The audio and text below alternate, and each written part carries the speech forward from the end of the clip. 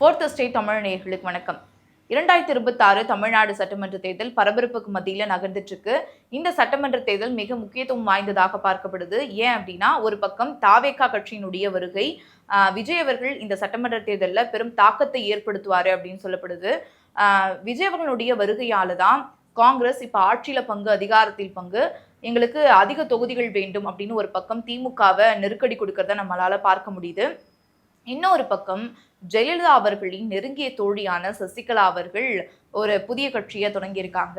இன்னொரு பக்கம் 80 வயது மதிக்கத்தக்க பண்ருட்டி ராமச்சந்திரன் அவர்கள், மிக மூத்த அரசியல்வாதியான அவர் ஒரு புதிய கட்சியை தொடங்கியிருக்கிறாரு, அண்ணா எம்ஜிஆர் திமுக அப்படின்னு சொல்லிட்டு. இப்படி அரசியல் நிகழ்வுகள் பல நடந்துட்டு இருக்கு. கடந்த காலத்துல 2001 எடுத்து பார்த்தோம் அப்படின்னா இதே போல முக்கியமான பல சம்பவங்கள் நடந்திருக்கு. குறிப்பா சொல்லணும்னா, ஜெயலலிதா அவர்கள் 2001 சட்டமன்ற தேர்தலில் போட்டியிடாமலேயே முதலமைச்சரானாங்க. இன்னொரு பக்கம் ஜெயலலிதா, சசிகலா, கருணாநிதி அப்படின்னு முக்கிய தலைவர்கள்லாம் அந்த காலகட்டத்தில் கைது செய்யப்பட்டாங்க. அப்போ தேர்தல் களம் பரபரப்புக்கு மத்தியில நகர்ந்துட்டு இருந்தது. அப்போ என்ன நடந்தது அப்படின்னு பார்க்கலாமா? நிம்மதி ப்ராப்பர்ட்டி மேனேஜ்மெண்ட். கான்டாக்ட் 7667008999. நலம் தரும் நல்லார் சித்த மருத்துவமனை. இதய நோய், சர்க்கரை நோய், பக்கவாதம், சிறுநீரக பிரச்சனை, தண்டுவடம் மற்றும் மூட்டு பிரச்சனைகளுக்கு மிகச்சிறந்த 1996ல திமுக ஆட்சி அமைக்குது. அப்போ கருணாநிதி அவர்கள் என்ன சொல்லியிருந்தார் அப்படின்னா, ஊழலற்ற நிர்வாகத்தை கொடுப்பேன் அப்படின்னு சொல்லி கடந்த ஆட்சி காலகட்டத்தில், அதாவது அதிமுக ஆட்சி காலகட்டத்தில் யார் மீதுலாம் ஊழல் புகார் இருக்கோ அதனை விசாரிக்க தனி நீதிமன்றம் அமைக்கப்படும் அப்படின்னு சொல்லி அதற்காக தனி நீதிமன்றமே அமைச்சிருந்தாரு. அதிமுக ஆட்சி காலகட்டத்தில் அமைச்சர்களாக இருந்தவர்கள் ராஜகண்ணப்பன், எஸ்டி சோமசுந்தரம், நெடுஞ்செழியன் அப்படின்னு 4 அமைச்சர்கள் மீது ஊழல் புகார் சுமத்தப்பட்டு அவங்க சிறைக்கும் போனாங்க. இவங்க மட்டும் இல்லாம அதனுடைய துறை சார்ந்த செயலாளர்களாக இருந்த சில IAS அதிகாரிகளும் சிறைக்கு போன சம்பவம் நடந்துச்சு.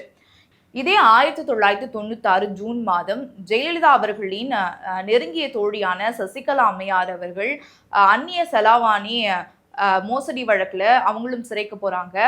அடுத்து ஜெயலலிதா அம்மையார் அவர்கள் கைது செய்யக்கூடிய ஒரு சூழலும் ஏற்படுது. ஊராட்சி மன்றங்களுக்கு வண்ண தொலைக்காட்சி வாங்கியது, வருமானத்துக்கு அதிகமாக சொத்து குவித்தது மற்றும் அந்நிய செலவாணி சட்டத்தை மீறி கிட்டத்தட்ட 3.5 லட்சம் அமெரிக்க டாலர் பெற்றது. இப்படி 7 வழக்குகள் அவர் மீது சுமத்தப்பட்டது. குறிப்பா சொல்லணும்னா டான்ஸின் நிலபேரும் பெரும் பேசும் பொருளாக அமைந்திருந்தது. இப்படி 7 வழக்குகள் அவர் மீது சுமத்தப்பட்டிருந்தது. இந்த 7 வழக்குகள்ல இருந்தோ தன்னை விடுவிக்கணும் அப்படின்னு தனித்தனியாக முன்ஜாமீன் மனுக்களை நீதிமன்றத்தை தாக்கல் செய்திருந்தாங்க ஜெயலலிதா அவர்கள். ஆனா செஷன்ஸ் கோர்ட்லயும் சரி, உயர் நீதிமன்றத்திலையும் இந்த மனுக்கள் தள்ளுபடி செய்யப்படுது. குறிப்பா டிசம்பர் 6ஆம் தேதி இந்த 7 வழக்குகளுக்கும் இவங்க தனித்தனியாக முன்ஜாமீன் கேட்டு தாக்கல் செய்திருந்தாங்க இல்லையா? இந்த 7 மனுக்களும் தள்ளுபடி செய்யப்படுது. அதனால டிசம்பர் 7ஆம் தேதி காலை 10 மணி அளவுல போயஸ் கார்டன்ல வச்சு ஜெயலலிதா அம்மையார் அவர்கள் கைது செய்யப்படுறாங்க. அவங்க சிறைக்கு போவதற்கு முன்பாக ஊடகங்களுக்கு, அதாவது பத்திரிகையாளர்களுக்கு என்ன சொன்னாங்க அப்படின்னா, நாளை நமதே அப்படின்னு சொல்லிட்டு போயிருந்தாங்க. கிட்டத்தட்ட 28 நாட்கள் மத்திய சிறையில அடைக்கப்பட்டிருந்தாங்க ஜெயலலிதா அம்மையார் அவர்கள்.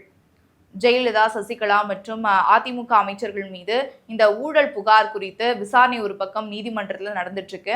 இந்த 1991ல டான்ஸின் நிலவரம் சொன்னேன் இல்லையா, இதுல என்ன நடந்தது அப்படின்னு பார்த்தோம்னா, இன்னொரு பக்கம் 1991ல சென்னை கிண்டியில இருந்த அரசு நிறுவனமான டான்சி நிலத்தை ஜெயா பப்ளிகேஷன்ஸ் மற்றும் சசி என்டர்பிரைசஸ், இந்த 2 நிறுவனங்களும் வாங்கியிருக்காங்க. இதனுடைய பங்குதாரர்களாக இருந்தவர்கள் அப்போ முதலமைச்சராக இருந்த ஜெயலலிதா அம்மையார் அவர்களும் சசிகலா அவர்களும் தான். இதனால அரசுக்கு கிட்டத்தட்ட 4.16 கோடி இழப்பு ஏற்பட்டிருக்கு அப்படின்னு இன்னொரு பக்கம் இந்த வழக்கு விசாரணை நீதிமன்றத்துல போயிட்டு இருக்கு. இந்த வழக்குல 2000 ஆண்டுல சிறப்பு நீதிமன்றம் என்ன சொல்லியிருந்தாங்க அப்படின்னா, இந்த வழக்கை விசாரித்து முடித்த பிறகு 3 ஆண்டுகள் சிறை தண்டனையும் அபராதமும் விதித்திருந்தாங்க. இதற்கு இந்த வழக்குகள் விசாரணைகள்லாம் போய்கொண்டிருந்த நேரத்துல தான் 2001 சட்டமன்ற தேர்தல் நெருங்குது. இந்த சட்டமன்ற தேர்தலில் ஜெயலலிதா அம்மையார் அவர்கள் போட்டியிடுவதற்காக முதல்ல ஆண்டிப்பட்டி தொகுதியில வேட்புமனு தாக்கல் செய்கிறாங்க. அதன் பிறகு புவனகிரி, கிருஷ்ணகிரி அப்படின்னு 4 தொகுதிகளில் வேட்புமனு தாக்கல் செய்யப்படுது. அரசியலமைப்பு சட்டத்தின்படி ஒரு நபர் 2 தொகுதிகளில் மட்டும்தான் வேட்புமனு தாக்கல் செய்யப்படணும் அப்படின்றது விதி. ஆனா இந்த விதியை மீறி தான் 4 தொகுதிகளில் வேட்புமனு தாக்கல் செய்றாங்க. அது ஏன் அப்படின்னா ஒருவேளை இப்போ ஒரு தொகுதியில மட்டும் ஜெயலலிதா அம்மையார் அவர்கள் வேட்புமனு தாக்கல் செய்றாங்க அப்படின்னா அதை வந்து இவங்க மீது இருக்கக்கூடிய வழக்கின் காரணமாக எப்படி நிராகரிப்பாங்க அப்படின்றது தெரியும். தன் மீது இருக்கக்கூடிய வழக்கின் காரணமாக எப்படியும் தன்னுடைய வேட்புமனு வந்து நிராகரிப்பாங்க அப்படின்னு ஜெயலலிதா அம்மையார் அவர்களுக்கு தெரியும். இருந்தாலும் 4 தொகுதியில ஏன் வந்து வேட்புமனு தாக்கல் செய்யறாங்க அப்படின்னா இதை வச்சு மடைமாற்றம் செய்யலாம் அப்படின்ற துணியில தான் அன்றைய அரசியல் களம் நகர்ந்ததாக வந்து சொல்லப்படுது. பரப்புரையிலுமே ஜெயலலிதா அம்மையார் அவர்கள் என்ன சொல்றாங்க அப்படின்னா கருணாநிதி அவர்களுடைய சூழ்ச்சியால தான் நான் வந்து தாக்கல் செய்திருந்த வேட்புமனுக்களை வந்து நிராகரிச்சுட்டாங்க அப்படின்னு பரப்புரையிலையும் சொல்லியிருந்தாங்க. கலைஞர் கருணாநிதி அவர்கள் இதற்கு எதிராக ஒரு கேள்வி எழுப்பியிருந்தார். அதாவது அதிமுக வெற்றி பெற்றது அப்படின்னா அந்த கட்சியினுடைய முதல்வராக யார் வந்து பதவி ஏற்பா அப்படின்னு ஒரு கேள்வியை பரப்புரையில அவர் வந்து வச்சிருந்தாரு. சட்டமன்ற தேர்தல் முடிவடைகிறது. இந்த முடிவுல அதிமுக கிட்டத்தட்ட 195 இடங்களை கைப்பற்றி பெருவாரியாக வெற்றி பெற்றிருந்தது. இந்த 4 தொகுதிகளில் ஜெயலலிதா அம்மையார் அவர்களுக்கு பதிலாக அதிமுகவின் வேட்பாளர்கள் களமிறங்கியிருந்தாங்க. அவங்க எவ்வளவு வாக்குகள் பெற்றாங்க அப்படின்னா கிருஷ்ணகிரி தொகுதியில அதிமுக வேட்பாளர் கோவிந்தராசு 21,773 வாக்குகள் வித்தியாசத்திலையும், ஆண்டிப்பட்டி தொகுதியில தங்க தமிழ்ச்செல்வன் 25,009 வாக்குகள் வித்தியாசத்திலையும், புதுக்கோட்டை தொகுதியில டாக்டர் விஜயபாஸ்கர் அவர்கள் 28,138 வாக்குகள் வித்தியாசத்திலையும், புவனகிரி தொகுதியில அதிமுக ஆதரவு சுயேட்சை வேட்பாளர் PS அருள் வாழைப்பழம் சின்னத்துல போட்டிட்டு இருந்தாரு. அவர் வந்து 3,764 வாக்குகள் வித்தியாசத்திலையும் வெற்றி பெற்றிருந்தாங்க. தேர்தலில் போட்டியிடாத சட்டமன்ற உறுப்பினராகாத ஜெயலலிதா அம்மையார் அவர்கள் அதிமுகவின் சட்டமன்ற குழு தலைவராக தேர்ந்தெடுக்கப்பட்டு அடுத்ததாக தமிழ்நாட்டின் முதல்வராகவும் வந்து தேர்ந்தெடுக்கப்படுறாங்க. பதவி பிரமாணமும் செய்யப்பட்டது.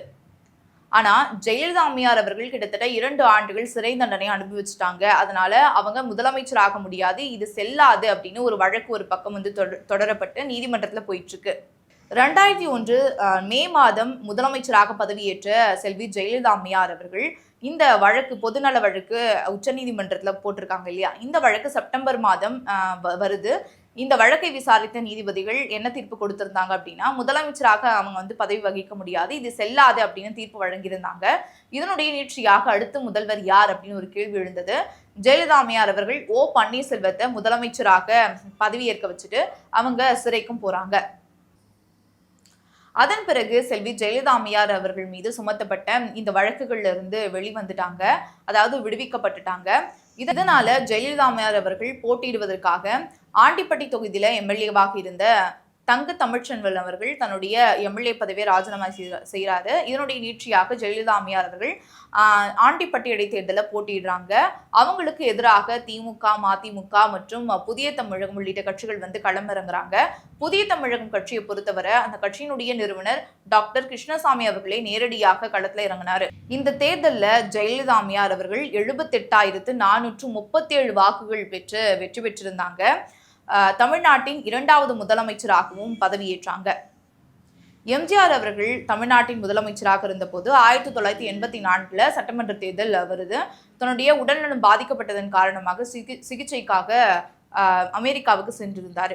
அப்போ சில சட்ட விதிகளை பயன்படுத்தி அவர் அங்கிருந்தே தமிழ்நாட்டில் இருக்கக்கூடிய சட்டமன்ற தேர்தலை அணுகியிருந்தாரு. அதாவது அவர் ஆண்டிப்பட்டி தொகுதியில தான் அமெரிக்காவிலிருந்தே போட்டி போட்டாரு. இங்க பிரச்சாரம் செய்யாமலேயே எம்ஜிஆர் அவர்கள் அமோக வெற்றி பெற்றிருந்தார்.